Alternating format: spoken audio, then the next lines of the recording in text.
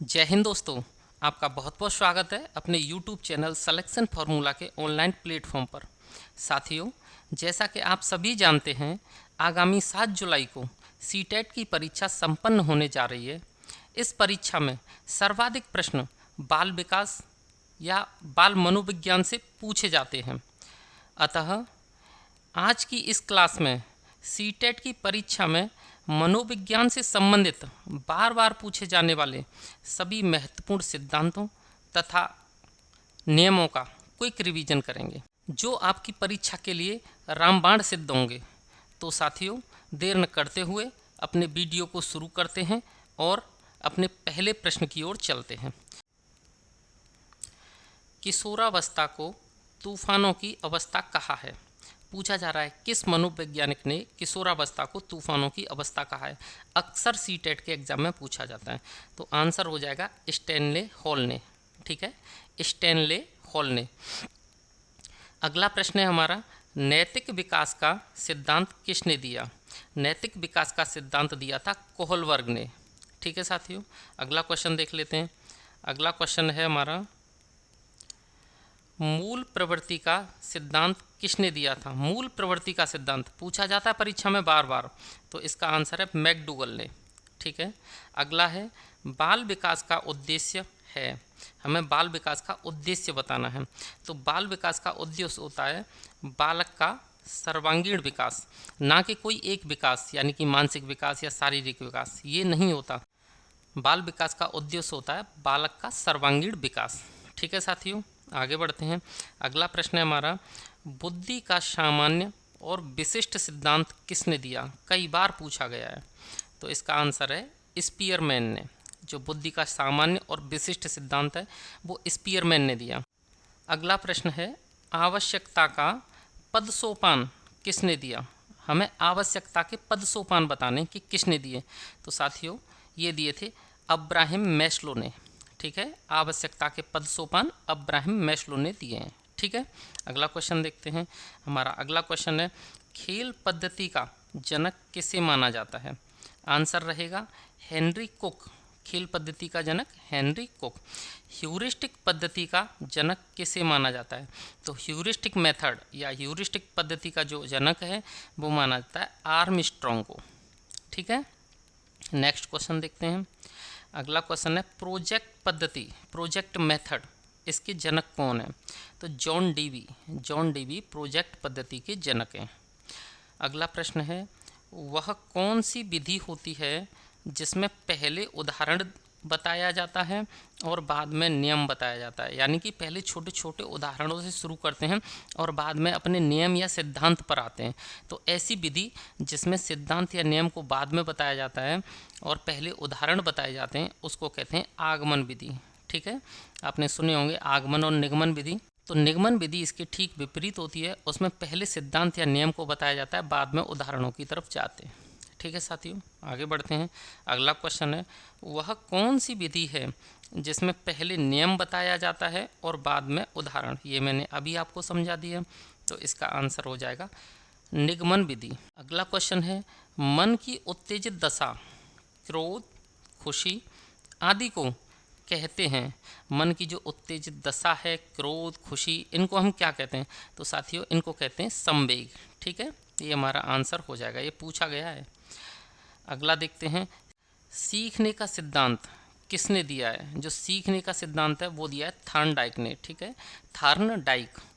अगला क्वेश्चन है, मानव में ज्ञान के स्थायी परिवर्तन को कहा जाता है। तो साथियों, मानव में जो ज्ञान है उसका अगर स्थायी परिवर्तन हो जाता है, हम उसी को क्या कहते हैं, अधिगम, लर्निंग। ठीक है, आगे बढ़ते हैं। अगला क्वेश्चन है, देखो, सुनो और समझो, ये किस विधि पर आधारित है। तो सबसे पहले देखना है, फिर सुनना है, फिर समझना है। तो ये विधि होती है प्रदर्शन विधि। प्रदर्शन का मतलब इसमें सबसे पहले हमें दर्शन होते हैं, यानी कि सबसे पहले देखने को मिलता है, उसके बाद में सुनते हैं, फिर समझते हैं किसी चीज़ को। ठीक है, अगला है, करके सीखने पर कौन सी विधि काम आती है। तो करके सीखना है हमें किसी की चीज़ को, यानी कि प्रैक्टिकल से देखना है। तो प्रैक्टिकल्स कहाँ होते हैं, प्रयोगशाला में। तो आप समझ सकते हैं कि प्रयोगशाला विधि।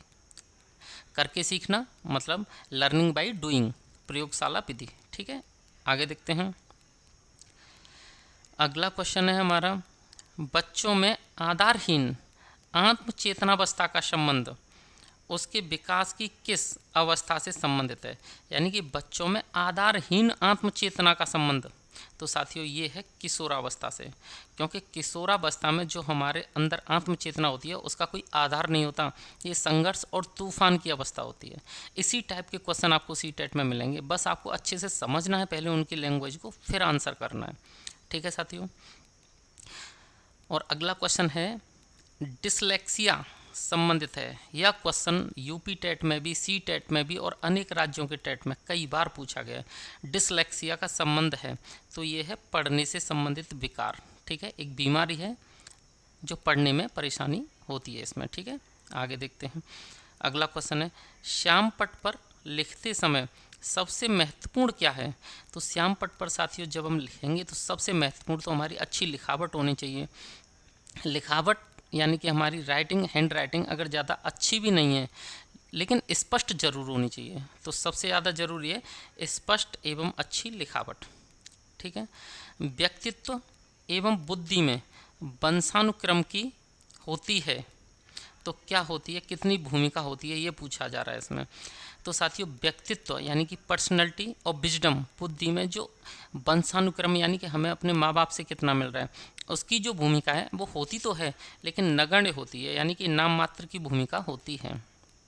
क्योंकि जो लोग पहले से बहुत अच्छे व्यक्तित्व के नहीं होते, बहुत अच्छी जिनकी बुद्धि लब्धि नहीं होती, उनके बच्चे भी बहुत अच्छी अच्छी जगह पर पहुंच जाते हैं, उनमें भी बहुत ज्ञान होता है। ठीक है, आगे बढ़ते हैं। अगला है बुद्धि का तरल मोज़ेक मॉडल। ये साथियों अक्सर पूछा जाता है कि तरल मोज़ेक मॉडल किसका है, तो ये किसने दिया है? तो इसका आंसर है कैटल ने। ठीक है, तो बुद्धि का तरल मोज़ेक मॉडल कैटल ने दिया है। वाइगोटस्की ने बालकों के विकास के लिए कौन सा सिद्धांत दिया? वाइगोटस्की अगर कहीं भी आ जाए तो आपके मन में बस आ जाना चाहिए संज्ञानात्मक, ज्ञानात्मक। ठीक है, तो संज्ञानात्मक विकास का सिद्धांत दिया है वाइगोटस्की ने। आगे बढ़ते हैं। अगला क्वेश्चन है, वाइगोटस्की के संज्ञानात्मक विकास का सिद्धांत और किस नाम से जाना जाता है? तो साथियों संज्ञानात्मक विकास के सिद्धांत को हम सामाजिक एवं सांस्कृतिक सिद्धांत भी कहते हैं। अगला क्वेश्चन, वाइगोटस्की के अनुसार बालकों का संज्ञानात्मक विकास किसके द्वारा संभव है?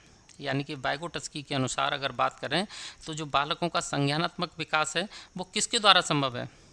तो वो अधिगम के द्वारा, लर्निंग के द्वारा। ठीक है, अगला क्वेश्चन देख लेते हैं। अगला क्वेश्चन है, बालक का समाजीकरण कब प्रारंभ होता है? यानी कि बालक का समाजीकरण कब प्रारंभ होता है? तो साथियों ये शैशवावस्था से ही बालक समाज की चीज़ें सीखता जाता है। ठीक है, तो आंसर हो जाएगा शैशवावस्था से 0 से 5 वर्ष, यहीं से शुरू हो जाता है। किसी का शुरू से हो जाता है, कोई थोड़े समय बाद शुरू हो जाता है। ठीक है, तो हमारा सामाजिकरण शैशवावस्था से ही शुरू हो जाता है। अगला क्वेश्चन है, बालक का समाजीकरण का पूर्ण हो जाता है, यानी बालक का जो समाजीकरण है वो कब पूर्ण हो जाता है? तो शैशवावस्था से शुरू होता है, जितना भी समाजीकरण होना होता है वो किशोरावस्था में पूर्ण हो जाता है, किशोरावस्था तक। आगे बढ़ते हैं। अगला क्वेश्चन है हमारा, बालक के गिरोह की अवस्था कौन सी है?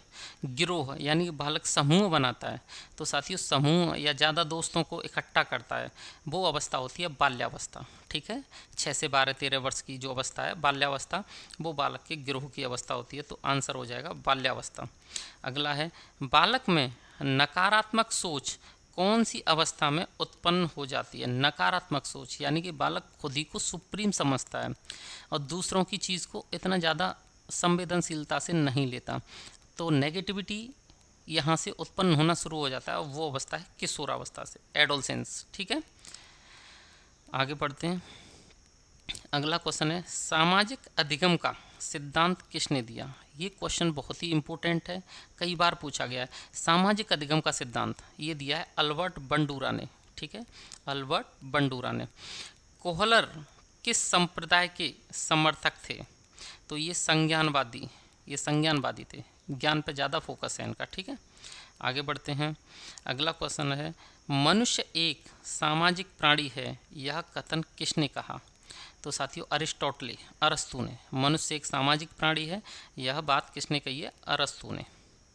संज्ञानात्मक विकास का सिद्धांत कितने विद्वानों ने दिया? तो संज्ञानात्मक विकास के सिद्धांत को अकेले ये नहीं कि वाइगोटस्की ने दिया है, और भी कुछ विद्वान हैं, मनोवैज्ञानिक हैं, उनमें हैं प्रमुख जीन पियाजे, ब्रूनर और वाइगोटस्की। ये 3 विद्वान हैं जिन्होंने संज्ञानात्मक सिद्धांत की व्याख्या की है। कौन कौन? जीन पियाजे, ब्रूनर और वाइगोटस्की। ठीक है साथियों, आगे बढ़ते हैं। अगला क्वेश्चन है, जीन पियाजे ने संज्ञानात्मक विकास को ध्यान में रखते हुए बालक की कितनी अवस्थाएं बताई हैं? संज्ञानात्मक विकास को ध्यान में रखते हुए अवस्थाएं बतानी हैं। ठीक है, तो 4 अवस्थाएं बताई हैं। कौन कौन सी? एक है संवेदिक पेशी अवस्था, जो जन्म से 2 वर्ष तक मानी जाती है। दूसरी है पूर्व संक्रियात्मक अवस्था, जो 2 से 7 वर्ष तक मानी जाती है। ठीक है, यहाँ पे बालक संक्रियात्मक रूप से सोच नहीं पाता। ठीक है, किसी भी चीज़ के बारे में अवधारणाएं बना नहीं पाता। अगला है तीसरी अवस्था मूर्त संक्रियात्मक अवस्था। यहाँ पे बालक क्या करता है? सोच पाता है, लेकिन मूर्त चीज़ों के बारे में, जो अमूर्त चीज़ें जिनको कभी देखा नहीं है उनके बारे में ज़्यादा नहीं सोच पाता। तो मूर्त संक्रियात्मक अवस्था होती है 7 से 12। अगला है सबसे लास्ट अवस्था अमूर्त संक्रियात्मक अवस्था, ये 12 से 15। यहाँ पर बालक जो अमूर्त चीज़ें होती हैं उनके लिए भी अपनी संकल्पनाएं बना सकता है। ठीक है, तो जीन पियाजे ने संज्ञानात्मक विकास की 4 अवस्थाएं बताई हैं। संवेदिक पेशी अवस्था, पूर्व संक्रियात्मक अवस्था, मूर्त संक्रियात्मक अवस्था और अमूर्त संक्रियात्मक अवस्था। अगला क्वेश्चन है, बालक में चिंतन का प्रारंभ किस अवस्था में होता है? तो चिंतन कब से करने लगता है? तो बालक 2 से 7 वर्ष की अवस्था में ही चिंतन करना शुरू कर देता है। जीन पियाजे के अनुसार विकास के किस अवस्था को मुख्य परिवर्तन बिंदु कहा जाता है? तो इसका आंसर होगा ठोस संक्रियात्मक अवस्था। ठीक है साथियों, आगे बढ़ते हैं। अगला क्वेश्चन है, गिलफोर्ड ने सृजनशील प्रक्रिया के कितने चरण बताएं? गिलफोर्ड के अनुसार कितने चरण हैं? तो साथियों 5 चरण हैं। कौन कौन से? संज्ञान, स्मृति, अपसारी चिंतन, अभिसारी चिंतन और मूल्यांकन। ठीक है, तो गिलफोर्ड के अनुसार सृजनशील प्रक्रिया के 5 चरण हैं: संज्ञान, स्मृति, अपसारी चिंतन, अभिसारी चिंतन और मूल्यांकन। ये क्वेश्चन में पूछे गए हैं साथियों। ठीक है, आगे बढ़ते हैं। अगला है, वह कौन सी अवस्था है जब बच्चा तार्किक रूप से वस्तुओं व घटनाओं के विषय में चिंतन प्रारंभ करता है? क्या दिया है? तार्किक रूप से चिंतन करना है, तार्किक रूप से। तो वो अवस्था है मूर्त संक्रियात्मक अवस्था, 7 से 11 वर्ष। ठीक है, जब बच्चे को कोई मूर्त रूप से कोई चीज़ दिखाई जाती है, कुछ भी है, तो उसके बारे में वो तर्क वितर्क तार्किक रूप से मतलब अपना चिंतन प्रारंभ कर देता है, सोचना प्रारंभ कर देता है। ठीक है, अगला है, बच्चे दुनिया के बारे में अपनी समझ का सृजन करते हैं, इसका श्रेय किस विद्वान को जाता है? यानी कि बच्चे दुनिया के बारे में अपनी समझ का सृजन करते हैं, इसका श्रेय जाता है जीन पियाजे को। ठीक है, आगे बढ़ते हैं और हमारा अगला क्वेश्चन है, विकास कभी न समाप्त होने वाली प्रक्रिया है, यह विचार किससे संबंधित है? तो यानी कि इसका मतलब विकास कभी समाप्त नहीं होगा, शुरू से लेकर लास्ट तक चलता रहेगा। ठीक है, अनवरत चलता रहेगा, निरंतर चलता रहेगा। तो ये किसका सिद्धांत है? निरंतरता का सिद्धांत। यहाँ आप ता और जोड़ सकते हैं, निरंतरता। ठीक है, निरंतरता का सिद्धांत है ये। पर्यटन विधि के जनक कौन है? पर्यटन विधि के जनक तो ये हैं पेस्टोलॉजी। पेस्टोलॉजी पर्यटन विधि के जनक हैं। आगे बढ़ते हैं, अगला क्वेश्चन है हमारा, क्षेत्र सिद्धांत का जनक किसे कहा जाता है? आंसर है कर्ट लेविन। कर्ट लेविन को क्षेत्र सिद्धांत का जनक कहा जाता है। गणित को समझने में कठिनाई आती है, ये एक तरह की एक बीमारी है। ठीक है, गणित को नहीं समझा जाता बस। तो गणित को समझने में जो कठिनाई आती है ना, उसे हम कहते हैं डिसकैलकुलिया। डिसकैलकुलिया, ये मान लीजिए कैलकुलस या कैलकुलेशन से बना हुआ वर्ड है, डिसकैलकुलिया।